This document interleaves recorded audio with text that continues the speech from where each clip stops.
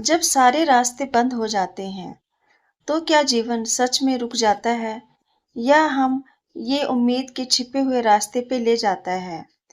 इस प्रेरक कहानी में जैतपुर के एक किसान माधव की अविश्वसनीय यात्रा को देखें, जिसका जीवन दुख और दुर्भाग्य से बिखर गया। हर दरवाजा बंद होने के कारण उसे अपना घर छोड़ने और सभी बाधाओं से लड़ने के लिए मजबूर होना पड़ता है। लेकिन विश्वास, दृढ़ और संकल्प और दयालुता के माध्यम से उसे पता चलता है कि सबसे अंधेरे समय में भी प्रकाश अपना रास्ता खोज लेता है। जैतपुर के छोटे से गांव में हरे भरे खेतों और पहाड़ियों से घिरा माधव नाम का एक विनम्र किसान रहता था। वह सादगी पसंद व्यक्ति था।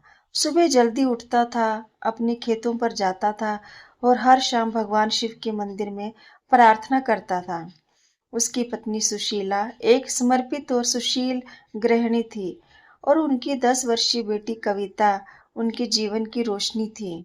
सालों से माधव के खेत में इतनी फसल होती थी कि वह अपने परिवार का भरण पोषण कर सकता था।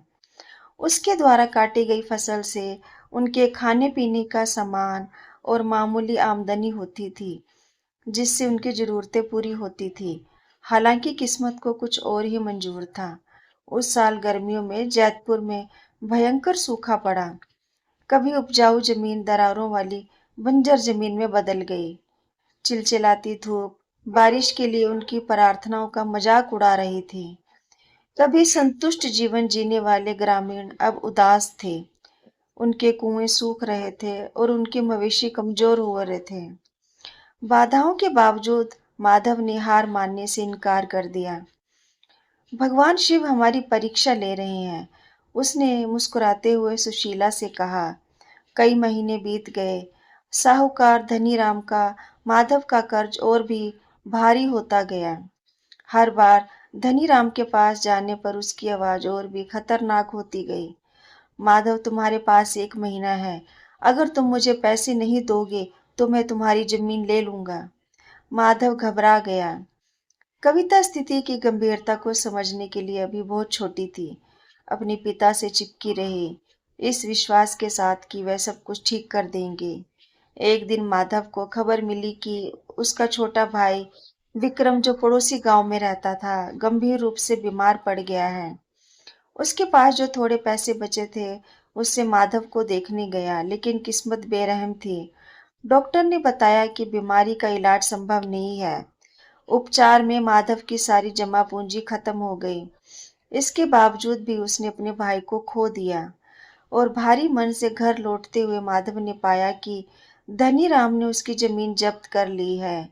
जिस जगह पर उसने कभी उम्मीद के बीज बोए थे, वह बंद हो चुकी थी और वह अब उसकी नहीं रही। वह घुटनों के बल गिर पड़ा। उसके कठोर हाथ मिट्टी को इस तरह पकड़े रहे थे, मानो उसे वापस पाने की कोशिश कर रहे हों। जो गांव वाले कभी उसके विनम्र स्वभाव की प्रशंसा करते थे, अब सब नजरें फेर लेते हैं। गरीबी ने उन्हें बेरहम बना दिया था। जब आप डूब रहे हो, तो परिचित हाथ भी मदद करने से मना कर देते हैं। जमीन, पैसे और उम्मीद के बिना माधव ने जोधपुर छोड़ने का फैसला लिया। उसने जो कुछ बचा था उसे इकट्ठा किया, सुशीला और कविता का हाथ थामा और भगवानपुर शहर की ओर चल पड़ा, जहां उसे काम मिलने की उम्मीद थी। यात्रा कठिन थी। वह 2 दिन तक पैदल चले, खुले आसमान के नीचे सोए। कविता के नन्हे पैरों में छाले पड़ गए, लेकिन उसने कभी शिकायत नहीं की। सुशीला की आंखें थकान से भारी थी, फिर भी वह अपने पति के फैसले पर भरोसा करते हुए आगे बढ़ती रही। भगवानपुर पहुंचने पर उन्हें शहर में माधव मजदूरी की तलाश में एक फैक्ट्री से दूसरी फैक्ट्री में भटकता रहा। कोई काम नहीं मिल रहा था। हर जगह अफसर के दरवाजे बंद लग रहे थे। वह कविता को गोद में लिए सड़क किनारे बैठ गया। वह रोने लगी क्योंकि वह बहुत भूखी थी। सुशीला पास ही बैठी थी। उसका चेहरा निराशा से पीला पड़ गया था। क्यों भगवान, तुमने सारे दरवाजे क्यों बंद कर दिए हैं? माधव ने डूबते सूरज को देखते हुए सूखे होठों से बड़बड़ाया। रात होते ही हरिराम नाम का एक आदमी उनके पास आया। वह मध्यम आयु का व्यक्ति था, जिसकी आंखें दयालु और चेहरा भोला था। हरिराम एक कुम्हार था जो भगवानपुर के बाहरी इलाके में रहता था। परिवार की हालत देखकर उसने उन्हें पानी और खाना दिया। इस समय तुम कहाँ जाओगे? उसने पूछा। माधव की आवाज में बेबसी थी। रहने के लिए कोई जगह नहीं और सारे दरवाजे बंद थे। माधव की आंखों में दर्द देखकर हरिनाम ने उन्हें कुछ और नहीं पूछा। उसने उन्हें अपनी साधारण झोपड़ी में शरण दी। उस रात माधव छत को घूरता रहा। उसे आशा की किरण महसूस हुई कि जब हर दरवाजा बंद लगता है, तभी ईश्वर की दयालुता की खिड़की खुल ही जाती है।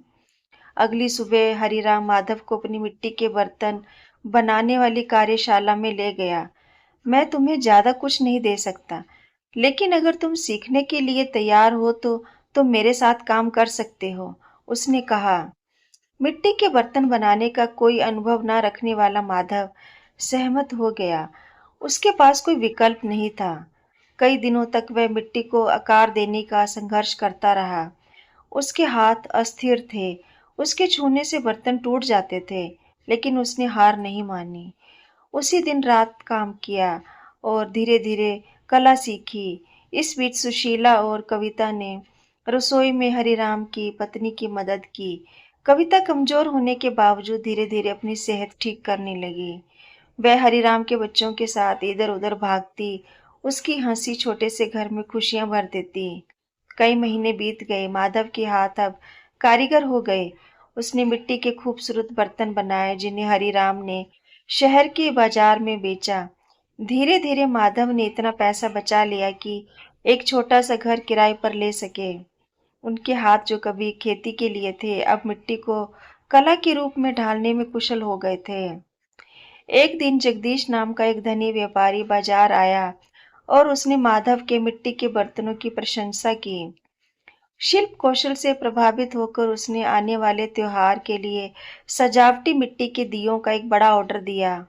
कई दिनों तक माधव ने सैकड़ों दिए बनाए, प्रत्येक टुकड़े में अपना दिल और आत्मा डालकर। त्योहार के दिन जगदीश ने उन्हें एक अच्छी रकम दी। माधव ने आंसू भरी आंखों से अपने कांपते हाथों में पैसे पकड़े। वर्षों में पहली बार उसने महसूस किया कि उसके सीने से बेबसी का बोझ उतर गया है। उन्होंने जो पैसे कमाए, उनसे माधव ने भगवानपुर में जमीन का एक छोटा सा टुकड़ा खरीदा। उसने अपने परिवार के लिए एक साधारण सा घर बनाया। अब स्वस्थ और खुश कविता ने अपनी पढ़ाई के फिर से शुरू कर दी। प्राथमिक संघर्षशील किसान नहीं रहा, बल्कि एक गांव में सम्मानित कुम्हार बन गया। वह निराशा से आशा की ओर उसका सफर दूसरों के लिए प्रेरणा बन गया। एक शाम जब वह अपने घर के बाहर खड़ा था और कविता को खेलता हुआ देख रहा था, तो उसने आसमान की ओर देखा और मुस्कुराया और सिर्फ कहा कि तुमने कभी दरवाजा बंद नहीं किया, तुमने मुझे सिर्फ सही दरवाजे की ओर मोड़ा। हालांकि माधव की जिंदगी धीरे धीरे पटरी पर आ रही थी, लेकिन जैतपुर की यादें अभी भी उसे सता रही थी। वह अपनी खोई हुई जमीन और उन गांव वालों के बारे में सोचता था, जिन्हें वह कभी अपना परिवार कहता था। विश्वासघात का दर्द और त्याग कर निशान अभी भी उसके दिल में ताजा थे। एक दिन मिट्टी की दियों के बेंच पर काम करते हुए उसने दो यात्रियों को जैतपुर के बारे में बात करते हुए सुना। एक आदमी ने कहा, पिछले साल सूखा खत्म हो गया था और जमीन फिर से उपजाऊ हो गई है। माधव के हाथ जम गए। उसका दिल उसकी छाती में धड़क रहा था। उसका घर, वह जगह जहां उसने अनगिनत सपने देखे थे, एक बार फिर जीवन से खिल उठा था। उस रात माधव रोशनी वाली खिड़की के पास बैठा था, सितारों को देख रहा था। सुशीला ने उसकी खामोशी देखी और उसके पास बैठ गई। क्या तुम जैतपुर के बारे में सोच रहे हो? उसने धीरे से पूछा। माधव ने एक गहरी सांस ली। मैंने वहां सब कुछ खो दिया। हमारी जमीन कभी वापस नहीं आ सकती। सुशीला ने उसका हाथ थामा और मुस्कुराई। कभी कभी जहां से जब कुछ शुरू हुआ होता है, वहां पर वापस लौटना ही अच्छा होता है। अगली सुबह माधव ने एक निर्णय लिया और कविता के साथ जैतपुर जाने के लिए फैसला किया। हालांकि भगवान नगर में उनका जीवन स्तर अच्छा था, लेकिन उसकी जड़ों का खिंचाव इतना मजबूत था कि वह उसका विरोध नहीं कर पाया।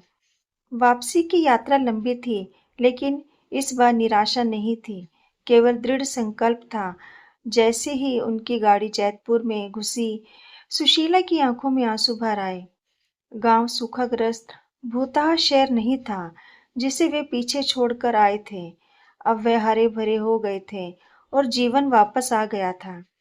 हालांकि सब कुछ बदल नहीं गया था। साहूकार धनीराम अभी भी गांव पर पकड़ बनाए हुए था और उसका प्रभाव पहले से कहीं ज्यादा मजबूत हो गया था। जब माधव अपनी जमीन वापस खरीदने की उम्मीद में उसके पास गया, तो धनीराम ने मजाक उड़ाते हुए कहा, भिखारी से कुम्हार बना व्यक्ति वापस आ गया। वह हंसा। माधव ने अपनी बात पर अड़ा रहा और शांति से सिक्कों से भरा एक भारी थैला मेज पर रख दिया। यही वह कीमत है जो तुमने मेरी जमीन की लगाई है, धनीराम से कहा। धनीराम की आंखें चौंधिया गई। उसने सिक्कों को देखा। उसे यकीन नहीं हो रहा था कि कभी बेसहारा रहा यह आदमी इतनी दौलत कमा सकता है। लेकिन लालच ने उसके अविश्वास पर काबू पा लिया। लालची मुस्कान के साथ वह जमीन वापस बेचने के लिए तैयार हो गया। ग्रामीण जिन्होंने कभी माधव से मुंह मोड़ लिया था, अब अचंभित थे कि जिस आदमी को हमने तड़पने के लिए छोड़ दिया था वह टूटा हुआ नहीं, बल्कि और भी मजबूत होकर वापस आ गया है। माधव ने बिना समय बर्बाद किए अगले ही दिन वह पुनः प्राप्त जमीन पर चला गया और घुटनों के बल बैठ गया। उसने अपनी जमीन पर बैठकर मिट्टी को हाथ में लिया और अपनी उंगलियों से फिसलने दिया। एक बार फिर से उसने जुड़ाव महसूस किया। उसने जो पैसे बचाए थे उनसे उसने बीज और खेती के उपकरण खरीदे। उसके नम्रतापूर्वक व्यवहार से प्रेरित होकर ग्रामीण मदद के लिए आगे आए। यहाँ तक कि जो लोग कभी उसकी मदद की गुहार को नज़रअंदाज करते थे, वह भी आप उसके साथ खड़े हो गए और अपना श्रम और समर्थन देने लगे। सुशीला ने भी अथक परिश्रम किया। वह खेतों की देखभाल करती और दोनों के लिए भोजन बनाकर लाती। कविता, जो अब बड़ी हो गई थी और समझदार भी, अपने पिता के साथ खेतों में काम करने लगी थी। कभी छोटी और कभी नाजुक लड़की अब अपने पिता की काम में हाथ बटाती थी। कड़ी मेहनत के कई महीने बीत गए थे। एक बार फिर से फसल की कटाई को देखकर माधव की आंखों में आंसू आ गए। माधव की कहानी हमें याद दिलाती है कि जिंदगी कुछ दरवाजे बंद करके नए दरवाजे खोलती है। जब सब कुछ बिखरता हुआ महसूस होता है, तो ये विश्वास होता है कि एक मालिक है जो आपको कभी नहीं छोड़ता। वो इंसान अंधेरे क्षणों में भी प्रकाश देखता है और अपना रास्ता ढूंढ ही लेता है, चाहे हालात कितने भी निराशाजनक क्यों ना हो।